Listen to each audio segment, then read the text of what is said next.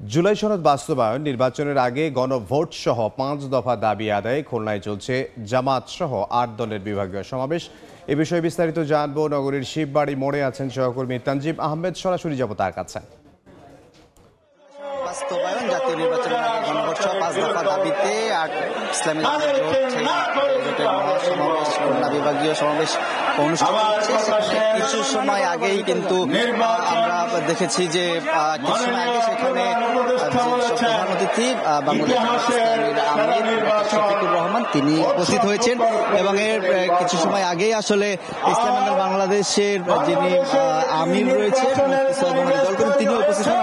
কেন্দ্রীয় নেতারা আসতে শুরু করেছেন এবং এই মুহূর্তে কেন্দ্রীয় যে নেতারা রয়েছে তারা বক্তব্য রাখছেন। কানায় কানায় কিন্তু শিববাড়ি মোড় যে সমাবেশ স্থল সেটি পূর্ণ হয়ে গিয়েছে। আপনি আসলে সকাল 10টার পর থেকেই নেতাকর্মীরা আসতে শুরু করেন এবং দুপুরের আগেই কেন্দ্রীয় স্থল মানুষের সমাগম হয়ে যায়, মানুষের পূর্ণ হয়ে যায়, মিছিলের নগরীতে পরিণত হয় কিন্তু খুলনা।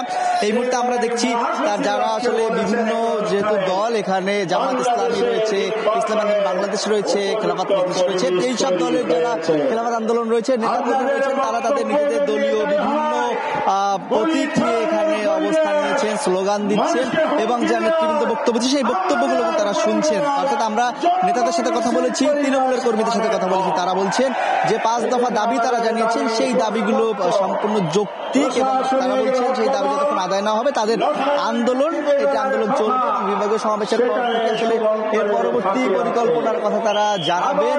এই আন্দোলনের ধারাবাহিক অংশ হিসেবে কিন্তু আসলে আজকে খুলনাতে এই বিভাগীয় সমাবেশ অনুষ্ঠিত হচ্ছে। সকাল থেকে আমরা দেখেছি বিভিন্ন জেলা থেকে, যশোর, খুলনা, বাগেরহাট, সাতক্ষীরা থেকে বিভিন্ন জেলা বাস, ট্রাক, মাইক্রোবাস, বিভিন্ন যানবাহনে পায়ে হেঁটে নগরীতে প্রবেশ করেন নেতাকর্মীরা এবং এর ফলে কিন্তু খুলনা নগরীতে এখন লোকারণ্য বলতে হবে। একই সাথে শিববাড়ি নিকটবর্তী যে ময়লাপোতা রয়েছে, সোনাডাঙ্গা রয়েছে, গল্লামারি, বিভিন্ন জায়গায় নেতাকর্মী সমবেত হয়ে আসলে তাদের যে নেতাদের কথা সেটি তারা শুনছেন এবং এই কিছু সময় পরেই প্রধান অতিথি বাংলাদেশ জামাত ইসলামীর আমির তিনি কথা বলবেন। তো খুলনা থেকে 8 দলের বিভাগীয় সমাবেশ এর খবর আমার কাছে ছিল সর্বশেষ। খুলনা থেকে সহকর্মী তানজিম আহমেদ।